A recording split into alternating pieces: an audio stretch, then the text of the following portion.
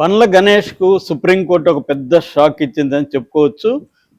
బండ్ల గణేష్ మనకి ఎంత పాపులరో మనకు తెలుసు. ఆయన పదే పదే కాంట్రవర్సీ స్టేట్మెంట్లు ఇస్తూ ఎప్పుడు వార్తల్లో నిలిచి ఉండే వ్యక్తి.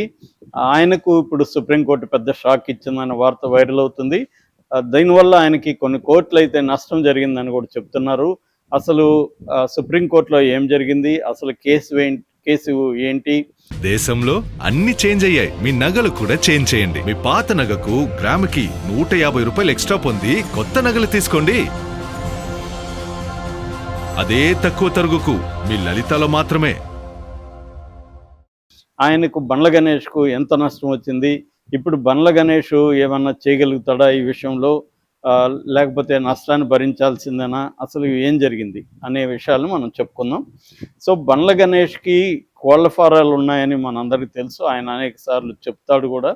సో అలాగా ఆయనకి శ్రీ పరమేశ్వర పౌల్ట్రీ ఫార్మ్స్ అని ఒక సంస్థ ఉంది. ఆ సంస్థ తన పౌల్ట్రీని ఎక్స్టెండ్ చేయడానికి, నడుపుకోవడానికి యూనియన్ బ్యాంక్ ఆఫ్ ఇండియాలో అప్పు చేశాడు. 83,16,00,000 అప్పు చేశాడు. అప్పు చేసినప్పుడు తను, తన ఫాదర్ బండ్ల నాగేశ్వరరావు, బండ్ల గణేష్ బాబు, వీళ్ళిద్దరికీ షేక్పేటలో ఒక ఆస్తి ఉంది. ఆ ఆస్తి 8 కోట్ల ప్లస్ ఉందన్నమాట. ఈ ఆస్తిని తనఖా పెట్టారనమాట. దాంట్లో తనఖా పెట్టి అంటే ఒక కొలేటరల్ సెక్యూరిటీగా ఈ ఆస్తిని పెట్టారు. పెట్టి లోన్ తెచ్చుకున్నారు 83 కోట్లు. 83,16,00,000 లోన్ తెచ్చుకున్న తర్వాత కట్టలేదు, బ్యాంక్కి కట్టలేదు. కట్టకుండా ఈ సంస్థనే ఐపీ పెట్టారంటారు కదా. మామూలుగా మనం మనుషులు పెట్టేసుకుంటే ఇండివిజువల్ ఐపీ అంటారు, ఇన్సాల్వెన్సీ పిటిషన్. అంటే దివాలా తీసేసామని చెప్పి పిటిషన్ వేస్తారు. అదే ఇటువంటి కంపెనీలు కానీ సంస్థలు అయితే ఐబీసీ అని పిలుస్తారు. అంటే ఇన్సాల్వెన్సీ కోడ్ అంటారు, బ్యాంక్రప్టసీ కోడ్.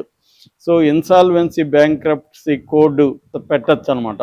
అంటే కంపెనీలు దివాలా తీసినట్టుగా పెట్టేస్తారు. పెట్టేసినప్పుడు బ్యాంకులకి ఎన్పిఏ అంటారు, నాన్ పెర్ఫార్మింగ్ అసెట్స్. వీళ్ళు తీసుకున్న అప్పులు ఎగ్గొట్టడానికి కూడా చాలామంది చేసే పని ఏమంటే కావాలనే కంపెనీలు పెడతారు, లేకపోతే ఇట్లాంటి ఇండస్ట్రీలు పెడతారు, బ్యాంకుల్లో లోన్లు తీసుకుంటారు. ఆ డబ్బుల్ని ఏ పర్పస్ మీద తెచ్చారో, అంటే ఈ సంస్థని మరింత అభివృద్ధి చేయడానికి లోన్లు తెచ్చుకుంటారు. ఆ లోన్లు డబ్బులు దానికి పెట్టరు. వాళ్ళ పర్సనల్గా ఆస్తులు కొనుక్కోవడమో, సినిమాలు తీసుకోవడమో, ఇంకో దానికి పెడతారు. ఈ సంస్థని ఐబీసీ పెట్టేస్తారు, ఇన్సాల్వెన్సీ బ్యాంక్రప్టసీ కోడ్ కింద పెట్టేస్తారు, బ్యాంకులకి ఎగ్గొడతారు. ఇది సాధారణంగా జరిగేదే. ఇండియాలో దాదాపు ఇలాగా 15 లక్షల కోట్ల ఎన్పిఏ ఉండేది మొన్నటి వరకు.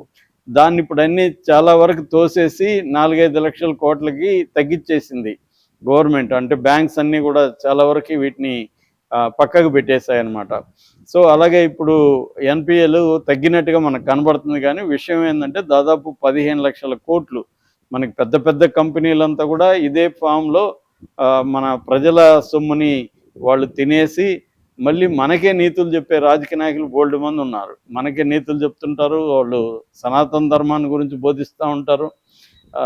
వాళ్ళకి ఏది న్యాయం ఏది అన్యాయం అనేది మనకి చెప్తూ ఉంటారు అన్నమాట. వాళ్ళ వెనకేమో ఇటువంటి ఒక దారుణమైన చీటింగ్ వ్యవహారాలు నడుస్తుంటాయి. వందల వేల కోట్లు తీసుకునేసిన వాళ్ళు రోజు కెమెరాల ముందుకు వచ్చి నీతులు చెప్తే ఈ ప్రజలు ఏమనుకుంటారనే ఒక సిగ్గు ఎగ్గు కూడా వాళ్ళకు ఉండదు. అలాగే జరుగుతుంటాయి. సో బండ్ల గణేష్ కూడా ఇలాగే నడిచింది వ్యవహారం. నడిచి దీన్ని మూసేశారు, బ్యాంక్ ఎగ్గొట్టారు. ఎగ్గొట్టినప్పుడు బ్యాంక్ ఏం చేసిందంటే వీళ్ళు తాకట్టు పెట్టారు కదా, దాన్ని వేలం వేసింది.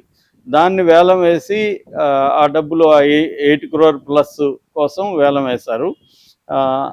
ఈ వేలం వేయడాన్ని వ్యతిరేకిస్తూ డెట్ రికవరీ ట్రిబ్యునల్ అంటారు, డిఆర్టీకి వీళ్ళు అప్పీల్ చేశారు. ఇలా వేలం వేయడం కరెక్ట్ కాదు, ఎందుకంటే మేము ఐబీసీ పెట్టాం కాబట్టి వన్ టైం సెటిల్మెంట్కి కూడా మేము ఒప్పుకున్నాం బ్యాంకుతో. అంటే వన్ టైం సెటిల్మెంట్ అనే ఒక ఆప్షను ఉంటుంది అనమాట. అంటే 83 కోట్లు ప్లస్ ఇంట్రెస్ట్ ఇవన్నీ పక్కన పెట్టి ఏదో ఇంత అమౌంట్కి మేము ఒకేసారికి ఇస్తాము, మీరు మిగతాది మాకు తోసేయండి అని చెప్పి బ్యాంకుతో మాట్లాడుకుంటారు. ఇది కూడా ఒక ఆప్షన్. బ్యాంకుల నుంచి కేసులు లేకుండా చూసుకోవడానికి ఈ మెథడ్ కూడా ఈ కంపెనీలు వీళ్ళు చేస్తుంటారు. సో అలాగా గణేష్ వాళ్ళు కూడా అప్రోచ్ అయ్యారు. బ్యాంక్ ఇది. అదొక పక్క జరుగుతూ ఉంటే ఈ ప్రాపర్టీని వేలం వేయడానికి వాళ్ళకి రైట్ లేదు అని చెప్పింది. నిజానికి బ్యాంకుకి ఒక చట్టం ఉంటుంది, సర్ఫేసీ యాక్ట్ అంటారు. 2022లో ఇది వచ్చింది. సర్ఫేసీ యాక్ట్ అంటే అర్థం securitisation of financial assets and enforcement of security interest అనే ఒక యాక్ట్ అనమాట.